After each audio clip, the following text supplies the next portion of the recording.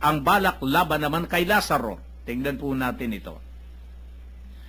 Nabalita ng maraming Hudyo na si Jesus ay nasa Betania, kaya't pumaroon sila.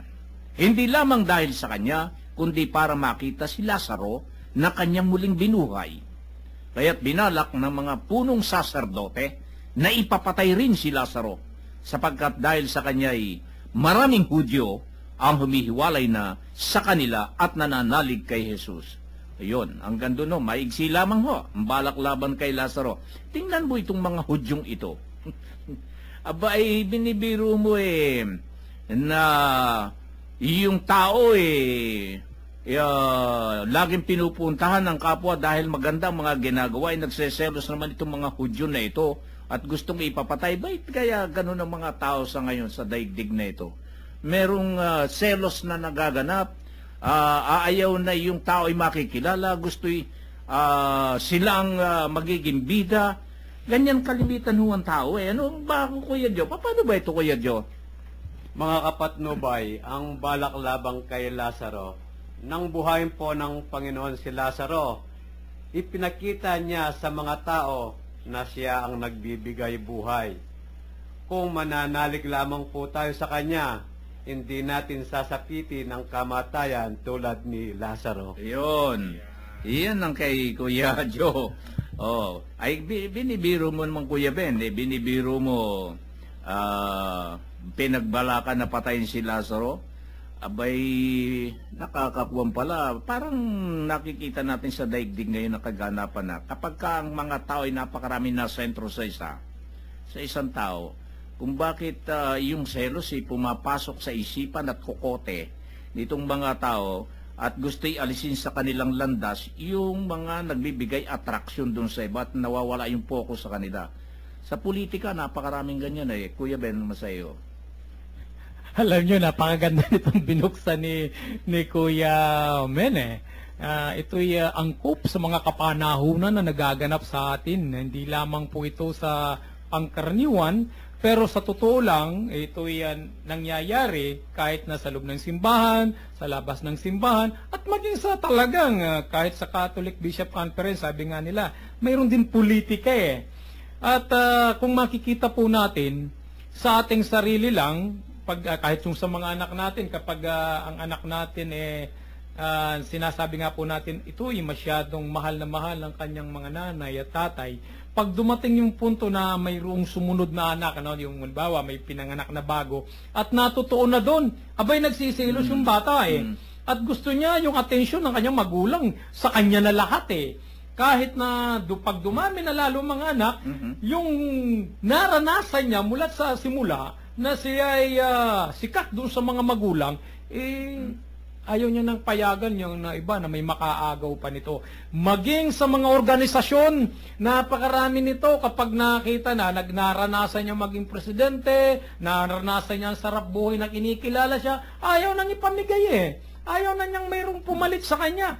Ang gusto niya, siya na lang lahat. Gusto nila, sila na ang maging kilala at gumanap sa lahat ng bagay. Kahit mayroon naman pwede. Sapagkat lagi bang parang treat yung iba sa kanya.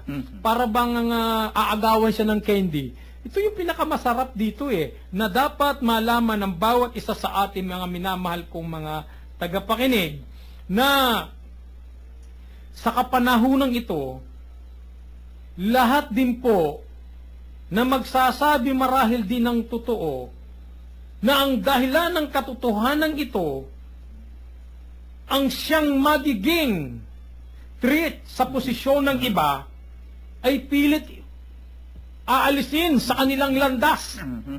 Sapagkat kung makasisira sa kanilang mga balak, makasisira sa kanilang pangalan, makasisira kuno sa paglilingkod nila, alisin nila ito sa landas nila.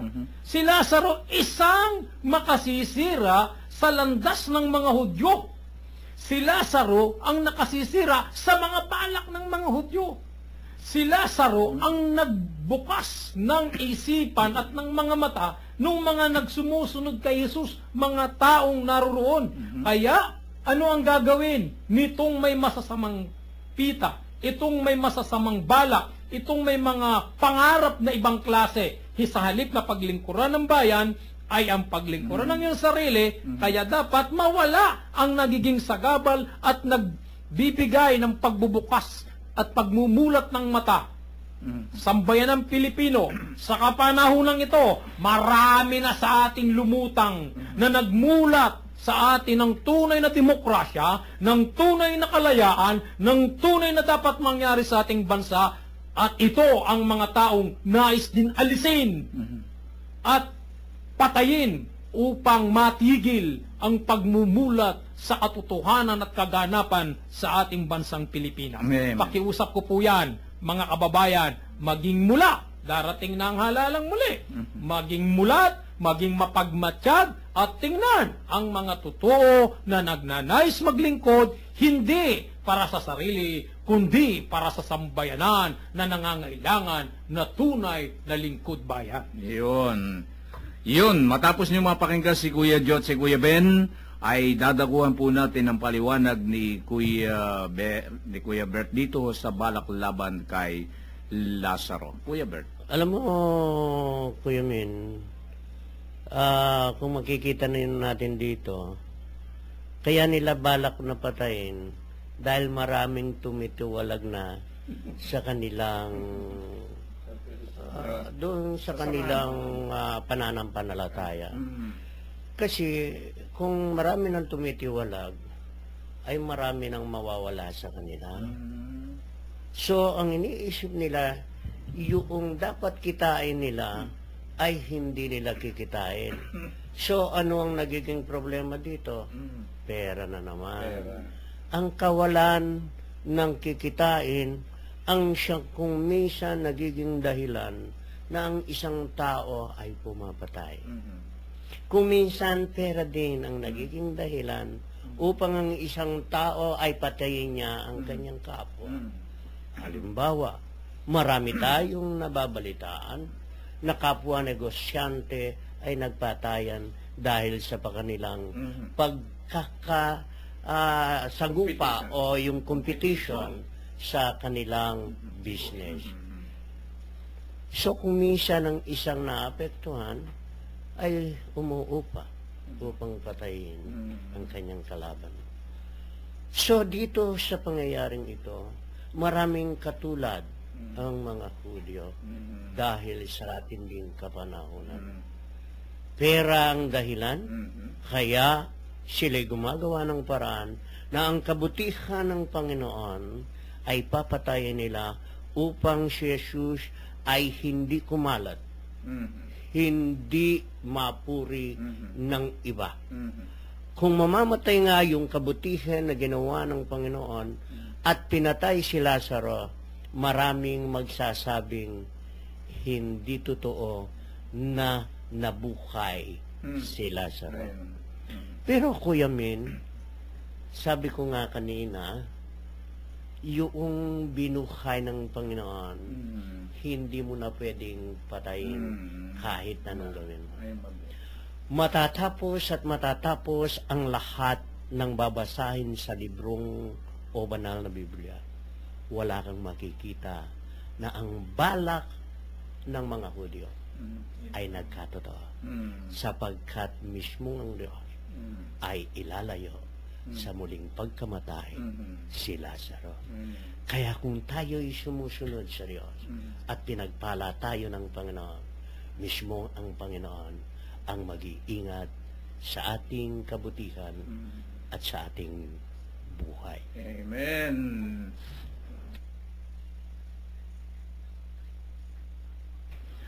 Magaganda talaga itong ating topic ho ngayon na dinadakuhan ho natin. Nasa chapter 12 ho tayo ng atin ho dyan. Dito ho sa ating palatuntunang patnubay. Kaya nga ho patnubay, maging patnubay ho natin sana ang mga aral ng Panginoon na nakapalobo sa ating mga tinutunghayan ho dito.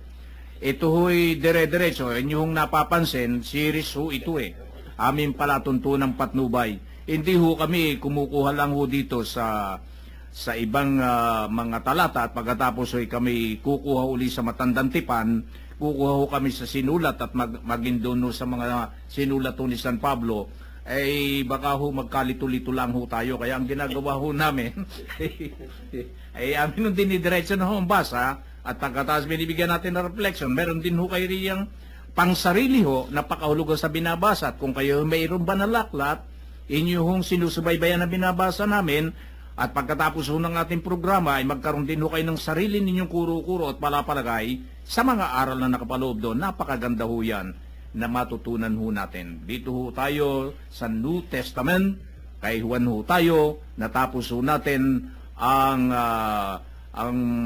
balak laban kay Lazaro.